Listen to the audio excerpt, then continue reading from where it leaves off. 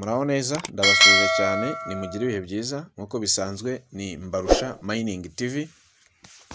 Uyu munsi rero ngiye kubereka ukuntu mwadinga contract address ya OX muri MetaMask mu buryo buri official bwa nyabwo. Bimwe byose tumaze iminsi dukora, byose bimwe twakoze muzi mu mezi yashize, mu biki byose bya bindi byari amateste, twari turimo twitoza ukuntu ushobora kuzabikora mu gihe cya mainnet cyangwa igihe cyo kubikuza igihe kizaba cyegereje.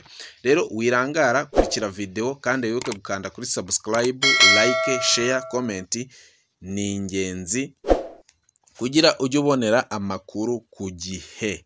Rero murabona ko hano ni kuri WhatsApp, ni muri groupe ya P Network and Satoshi Network.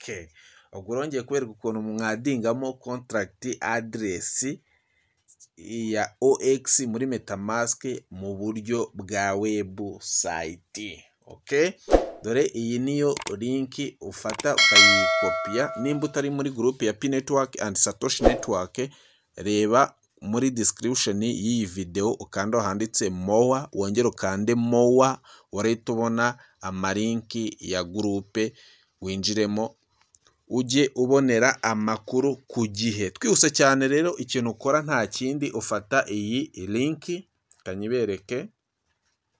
Okay, birasaba ukurikire urebe video yose uyirangize witonze nta kikwirukaho. Okay, uraza ufata iyi link uyikopiye.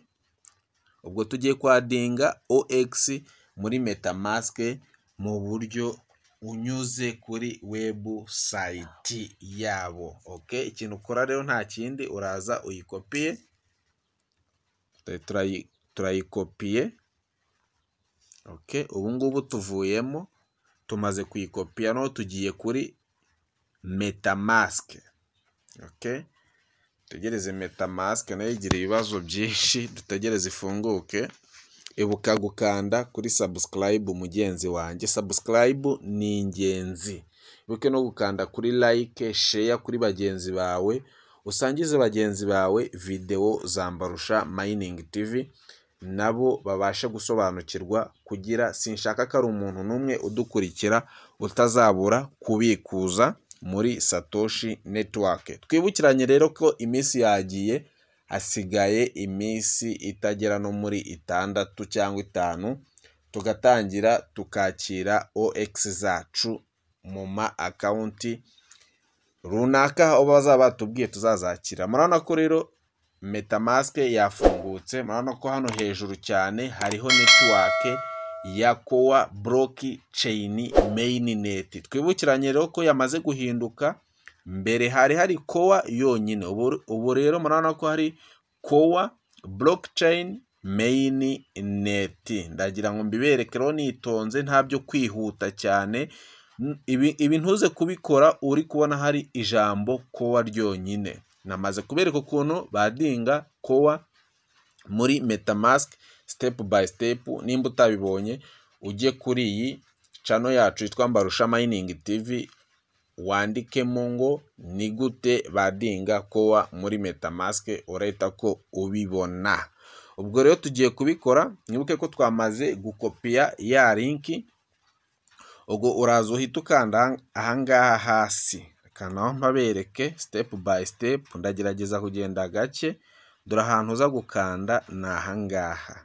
Okay, urakanda aha. Ukimara kwakanda urategereza birodinge.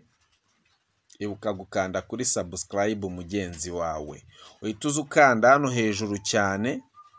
Okay, urahita uza ukanda hano hejuru cyane ahangaha. Murabona ko network ni Core.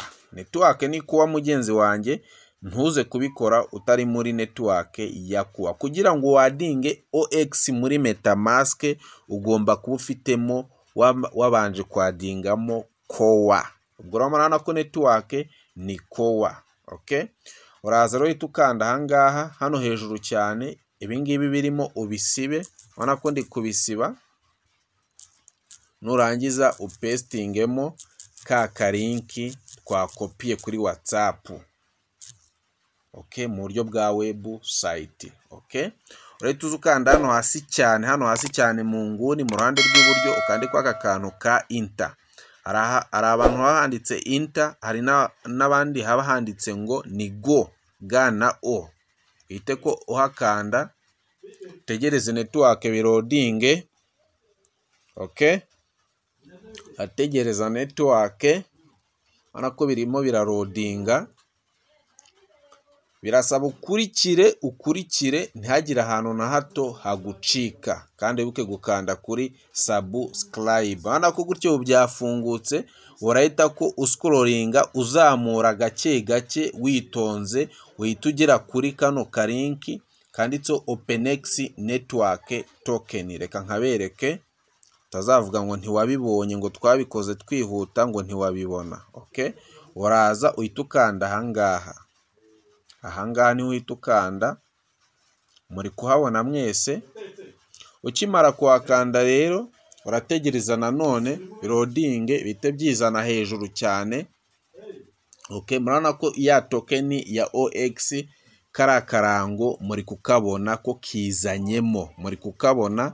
Reka nkabereke, dore ni akangaka, na murabona ko OX ni iyi ngiyi, muri kukabona hano hejuru. Ikintu ukora rero, urahita uza ukanda kutu dukoni dutatu cyangwa tuno tudomo dutatu. Reka ntubereke.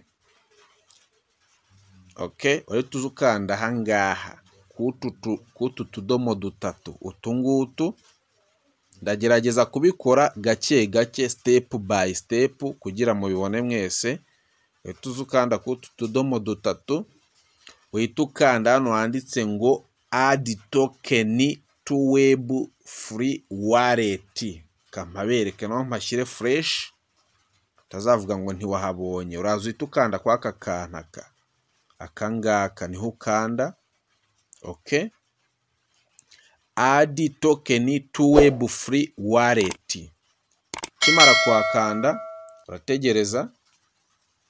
Okay, ategereza network. Urabona ko hano hasi barikubwira ngo add token. Urabona ko simbo ni OX, muri kuyibona mwese. Ibi ngibi nibyo byanyabyo byizewe, bya bindi byose twakoze, bya bindi byose muzi, bya bindi byose yari amatestnet, yandi yari amateste. Mbibasubiriremo, ibi nibyo byizewe. Urahita ukanda hano handitse add token.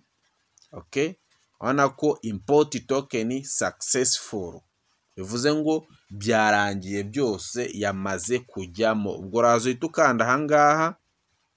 Okay, uraza uhita ukanda hano hasi cyane ahangaha mberetse.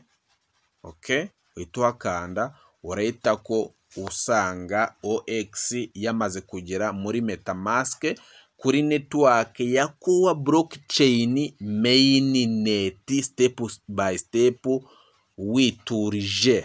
Murabibona ko yamaze kugeramo. Dufitemo Kowa, tukageramo na OpenX network token kuri network ya Kowa blockchain mainnet. Dore ngibyo. Noneho ku muntu udashoboye cyangwa udasobanukiwe gukoresha buriya buryo, nta kindi akora, araza ahita akanda ahangaha handitse import. Ariko nanone wabanje kureba kuri network ya Kowa blockchain. Uraza uhita ukanda hano handitse import hano hasi cyane ahangaha. Okay, numara kuhakanda uraza uhita ufata ya contract address ya OX uyipestinge maha, birahita byiyandikamo. Uhita ukanda import hano hasi, birahita ko birangira step by step. Ubwo rero umuntu wese ufite MetaMask imeze gutya, yizere neza adashidikanya 100% ko ejo bundi azabikuza nta mpungenge na nkeya. Wowe rero ugifitemo kuwa hejuru, ugerageze ubihindure. Nagerageje kubibereka. Blockchain ya Kowa ubwayo niyo yabyitangarije ko abaskama batangiye kubinjirira, kandi hari n'abantu bagiye babura amakowa yabo. Murabizi, ukaprayinga cyangwa waba uri gukora ari amakwize cyangwa ari amateste, ugasanga ubuze Kowa zawe. Ni muri ubwo buryo rero Kowa team ya OX cyangwa ya Koa yahise ko ihindura iriya network name. Muzi ko bwa mbere yitwaga Koa, ubu ngubu rero ni Koa blockchain mainnet. Turi kumwe rero, tubonane muri video y'ubutaha turi kubikura.